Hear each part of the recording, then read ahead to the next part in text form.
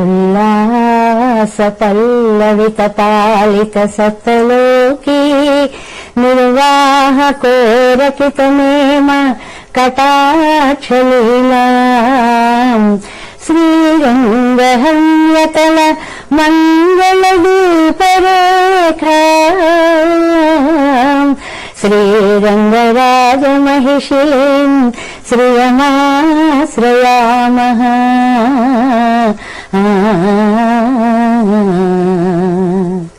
ప్రియ భగవద్బంధువులారా, గోదాస్థుతి అనేటువంటి వేదాంత దేశకులు రచించినటువంటి అత్యద్భుత స్తోత్రంలో మనం ఇవాళ 28వ శ్లోకంలోకి ప్రవేశిస్తున్నాము. ఇంతవరకు స్తోత్రముగా అమ్మని స్తుతించినటువంటి మాలికగా ఉంటుంది. 29వ శ్లోకము ఫలశ్రుతిగా మనకి రేపు చెప్పబడుతుంది అని అమ్మని ఆ సర్వ గుణ సంభరితగా వర్ణించినటువంటి శ్లోకాలు ఇవాళతోటి మనం పూర్తి చేసుకోబోతున్నాము అని అన్నమాట. రేపు ఫలశ్రుతిని మనం చెప్పుకుంటాం అని. మనం అమ్మని ధ్యానిస్తున్నాము అని. భగవంతుని యొక్క ధ్యానము అనేటువంటిది భక్తుల్ని భగవంతుడికి దగ్గర చేరుస్తుంది.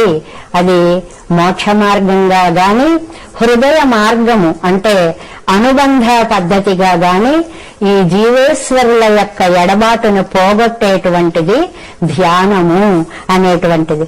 ఈ ధ్యేయ రూపాన్ని ఎప్పుడూ స్మరించుకుంటూ ఉండడాన్నే ధ్యానము అని మనం అంటాం. ఇది ఒక సాధనలో చాలా అత్యద్భుతమైనటువంటి స్థానాన్ని పొందినటువంటిది అని.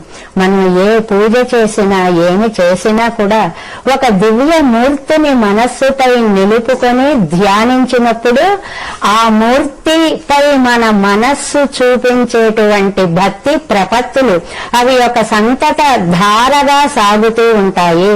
కాబట్టి ధ్యానము అనేటువంటిది ప్రతి వ్యక్తి జీవితంలోనూ కూడా చాలా ముఖ్యముగా చేయవలసినటువంటి ఆరాధనా పద్ధతిగా పెద్దలందరూ కూడా మనకి చెప్తూ ఉంటారు. ఈ 28వ శ్లోకాన్ని ధ్యాన శ్లోకంగా మనకి పెద్దలందరూ చెప్తారు. వేదాంత దేశికులు చాలా అందమైనటువంటి శ్లోకాన్ని మనకి ఈనాడు అందిస్తున్నారు. దాన్ని అనుసంధానం చేసుకుందాం. శతమఖమణి నీలా చారుకల్హార హస్తా స్తనభరనమితాంగీ సాంద్రవాత్సల్య సింధుః అలక వినిహితాభిః స్రగ్భిః ఆకృష్టనాధా విలసతు హృది గోదా విష్ణుచిత్తాత్మజానః శతమఖమణిలా చారుకల్హార హస్తా. అమ్మ ఆండాళ్ తల్లి చాలా అందమైనటువంటి కల్హారాన్ని చేతితో, కలువ పువ్వుని చేతితో పట్టుకుని ఉంటుంది. లక్ష్మీదేవి కమలాన్ని, గోదాదేవి కల్హారాన్ని ధరిస్తుంది. అటు పద్మం, ఇటు కలువ పువ్వు రెండు కూడా అందంగా స్వామికి సువాసనలని అందిస్తూ ఉంటాయి అన్నమాట. అది శతమఖమణి నీలా. మొట్టమొదటిది అసలు ప్రప్రథమ శ్లోకంలో వేదాంత దేశికులు శ్రీ విష్ణు చిత్త కులనందన కల్పవల్లి అంటూ అమ్మని ఒక అందమైనటువంటి కల్ప లతికగా ప్రారంభిస్తారు వర్ణన అనేటువంటిది. ఇక్కడికి వచ్చేటప్పటికి విలసతు హృది గోద విష్ణు చిత్తాత్మజ నహ. విష్ణు చిత్త విష్ణు చిత్త ప్రథమ శ్లోకం విష్ణు చిత్తుల వారు, ఈ చివర ధ్యాన శ్లోకం విష్ణు చిత్తుల వారు. విష్ణు చిత్తమయం కావాలి అంటే మన హృదయం సాక్షాత్తు శ్రీ మహావిష్ణువుని తనలో నింపుకున్నది కావాలి అనేటువంటి విశేష అర్థం ఈ రెండు పదాల మధ్యన కూడా ఆద్యంతములలో నిక్షేపించారు వేదాంత దేశికులు అనేది మనకి ఈ సూత్ర రచనలో కనిపించేటువంటి ఒక ప్రత్యేకత అన్నమాట. అమ్మ శతమఖమణి నీల, ఇంద్ర నీల మణి సన్నిభమైనటువంటి కాంతి కలిగినటువంటిది. ఇది ఇంద్రనీలమణి అనగానే అది భోగానికి ఐశ్వర్యానికి చిహ్నం అండి. ఏడుకొండల వాడికి చాలా ప్రత్యేకమైనటువంటి మణిగా ఈ మణిని ధరింపచేస్తూ ఉంటారు అని. అమ్మ అంత అందమైనటువంటి ఆ కాంతి, ఉజ్వలమైనటువంటి కాంతి కలిగినటువంటి తల్లి అని. చారు కల్హారహస్త, చారు అతి అందమైనటువంటి కల్హారము, ఆ కలువ ఉందే దాన్ని హస్తమునందు ధరించింది. నిన్న మనం చెప్పుకున్నాం, అది పట్టుకోవడం కూడా ఆవిడ అతి సుకుమార గాత్రి కాబట్టి చాలా కష్టమే. అయినా కూడా ఆ సుగంధ పరిమళాలు, ఆ శోభకత్వము, ఆ వర్ణము అవన్నీ కూడా ఆమెకు పోటీ వచ్చేటువంటి ఆ పుష్పాన్ని చేతిలో ధరించి శ్రీరంగనాథుని కనులకు విందు చేస్తోంది అమ్మ అంటూ చేతిలో పువ్వుని ధరించినటువంటి హస్తాన్ని ఒక్కసారి మన కనుల ముందు ఉంచారు వేదాంత దేశికులు. స్తనభర నమితాంగి, సాముద్రిక శాస్త్రం ప్రకారము కూడా ఒక పద్మిని జాతి స్త్రీకి వక్ష సౌందర్యము అనేటువంటిది ఆ బరువు వల్ల కొంచెము ముందుకి వంగినటువంటి శారీరక శోభ కలిగినటువంటిది అనేటువంటి విశేష వర్ణనాన్ని ఇక్కడ చెప్తూ సాంద్రవాత్సల్య సింధు, ఇది వాత్సల్యం అనేటువంటిది సముద్రంలో లోపల పొంగుతోంది అని గుణవర్ణనకి వెళ్ళింది. పైన ఆ కాంతి, శరీర కాంతి గాని, ఆ పద్మం గాని, ఆ వంగిన శరీరం గాని, ఇంచుక వంగిన శరీరము గాని శారీరక శోభ చిత్రాన్ని చూపిస్తే వాత్సల్య సింధుత్వం అనేటువంటిది లోపల నిండినటువంటి దయాగుణాన్ని, గుణ సౌందర్యాన్ని మనకి తెలియచేస్తుంది. అలక వినిహితాభిహి స్రగ్భిహి ఆకృష్టనాథ, ఆ నాథుణ్ణి తన దండలతోటి ఆకృష్ట, దండ వేసి పట్టుకుంది అని అన్నారు అందంగా. ఎలాంటి దండ?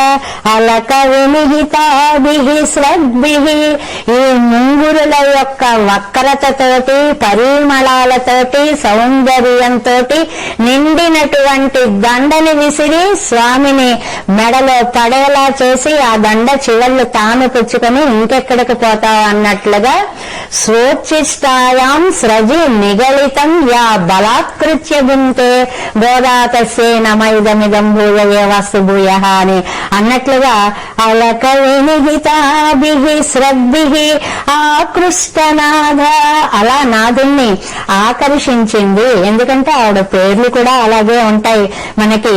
కృష్ణానురక్తాయై నమః, కృష్ణుడు అంటే ఎంత ప్రేమో ఆవిడికి చెప్పలేం.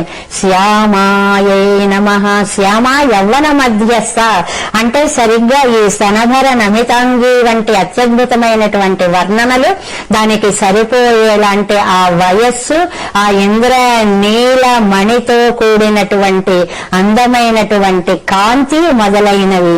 అలాగే సచ్చిదానంద విగ్రహాయై నమః అంటాం మనం తల్లిని. ఆనందమే మూర్తి భవిస్తే అమ్మ అయింది.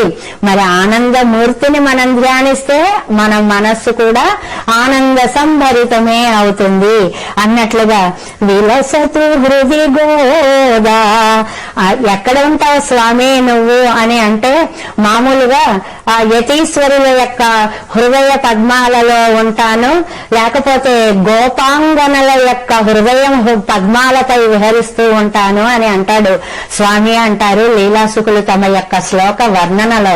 ఇక్కడ విలసతు హృది గోదా, స్వామి అన్నట్ట కొందరి హృదయాల్లో ఉంటాను గాని ముళ్ళ మీద కూర్చున్నట్టు ఎప్పుడు వెళ్ళిపోతానా అన్నట్లుగా ఉన్నాను. నేను ఉండకపోతే ఆ దేహం ఉండదు నిలబడి, కాబట్టి నేను ఉన్నాను ముళ్ళ మీద ఉన్నట్లుగా. కానీ భక్తుల యొక్క హృదయాల్లో ఉన్నప్పుడు స్వామి అంటట విలసతు, ఆనందంగా, ఆహా ఎంత బాగుంది, ఇక్కడే కూర్చుని ఉండాలి ఎప్పుడు కూడా, ఇది ఒక స్వర్గాన్ని తలపింప చేస్తోంది అంటూ ఆనందిస్తూ ఆ ఆసీనుడై ఉండడం అనేటువంటి ఒక తత్వాన్ని చెప్పినట్లుగా ఇక్కడ గోదాదేవి కూడా విలసతు ఆనందంగా హృది నా మనస్సులో కొలువు తీరి విష్ణు చిత్తాత్మజాన విష్ణు చిత్తుని యొక్క ఆత్మజ అయినటువంటి గోదాదేవి నా హృదయ సీమలో ఆనందంగా విహరించాలి అనేటువంటి ప్రార్థనని వేదాంత దేశికులు అద్భుతంగా చేసినటువంటి ధ్యాన శ్లోకము. అందువల్ల ఈ శ్లోకాన్ని ప్రతినిత్యము కూడా ఆరాధన సమయంలో చదువుకుంటూ అమ్మా నా హృదయ సీమకి వచ్చావా, మనం షోడశ ఉపచారాలు చేస్తాము, రమ్మని ఆహ్వానిస్తాం. ఆ ఆహ్వానించినటువంటి సందర్భంలో ఇంత అందమైనటువంటి నీ కోసమై ఒక సింహాసనంగా మార్చుకున్న నా హృదయానికి నువ్వు వచ్చి విలసతు కొలువు తీరు ఉండాలి అని మనం అమ్మని ప్రార్థించాలి అంటారు పెద్దలు. అంతేకాకుండా ఈవిడ యొక్క లక్షణాలు ఏవి తీసుకుంటే అవే ఇందులో మనకి ఒక 6 విశేషాలు చెప్పారు వేదాంత దేశికులు అని. ఒకటి రంగుకి కాంతికి సంబంధించినటువంటిది, రెండవది లీలా కమల ధారణము అనేటువంటిది సౌందర్యాపాదకము ఒకటి, రెండవది స్వామిని ఆకర్షించడంలో ఆ రూపంలో ఉండేటువంటి ఒక దివ్య తత్వాన్ని చూపించేటువంటిది అని, మూడవది ఆ హృదయ వక్ష సౌందర్యము అనేటువంటిది, నాలుగవది వాత్సల్య నిధిత్వము అనేటువంటిది, ఐదవది శ్రద్ధి దండలతో ఆ దండలలో ఉండే అందం, దండలతో నాదుని బంధించినటువంటి సౌందర్యము, ఆఖరిది విష్ణు చిత్త ఆత్మజ విష్ణు చిత్తుల యొక్క సంతానముగా అనేటువంటి శబ్ద చిత్రం ఎంత బాగా ఎంత వర్ణనాత్మకంగా మన హృదయంలో కొలువు తీరేలాగా వేదాంత దేశికులు అందించారో కదా, నిగమాంత దేశికులు అందించినటువంటి ఈ శ్లోకం అని. ఎందువల్లంటే ఈవిడ ఎక్కడావిడ వచ్చి మన హృదయంలో కూర్చోవాలండి? అసలు ఆవిడ ఉండేటువంటి స్థానం మనకి ఎక్కడైనా దరిదాపుల్లో ఉందా? వైకుంఠంలో ఆవిడ కొలువు తీరి ఉంటుంది. మనకి శ్రీపరాశర భట్టర్ అనేటువంటి స్వామి చెప్తారు, యద్దూరే మనసో యదేవతమసత్పారే యదత్యద్భుతం యత్కాలాదపచేలిమం సురపురీ యద్గచ్చతో దుర్గతిః సాయుజ్యస్య యదేవ సూతిః అథవా యద్దుర్గ్రహం మద్దురాం తద్విష్ణో పరమం పదం తవ కృతే మాతః సమామ్నా శిశుః యద్దూరే మనసో. దేనికైనా దూరం ఉంటుంది కానీ మనస్సుకు దూరం అనేది లేదు. ఇలా అనుకోగానే అలా వెళ్ళిపోగలం మనస్సుతో, కానీ ఈ మనస్సుకు కూడా అందనంత దూరంలో ఉంది అది. అలాగే రజస్తమస్సులకు దూరంగా ఉంది, అద్భుతమైన మాహాత్యం కలిగిన స్థలంలో ఉంది, కాలానికి అందనిది, కాల పరిణామాలేవి కూడా చెందనటువంటిది, స్వర్గం కూడా ఎందుకు పనికిరాదని నిరూపించేటువంటిది, విష్ణు సాయుధ్యాన్ని అందించేటువంటిది, అతీతమైనటువంటి అద్భుతమైనటువంటి ఆ వైకుంఠంలో ఉండే ఆ జనని గోదామాత వచ్చి విలసతు మమ హృది గోదా విష్ణు చిత్తాత్మజాన. అలాంటి గోదాదేవి ఆ ఆనంద అమృత స్వరూపిణి వచ్చి నా హృదయ కమలంలో కొలువు తీరాలి అని వేదాంత దేశికులు అత్యద్భుతంగా ఇందులో మనకి ధ్యాన శ్లోక రూపంగా అందించారు అమ్మ ఆండాళ్ తల్లిని. ఓం నమో వెంకటేశాయ.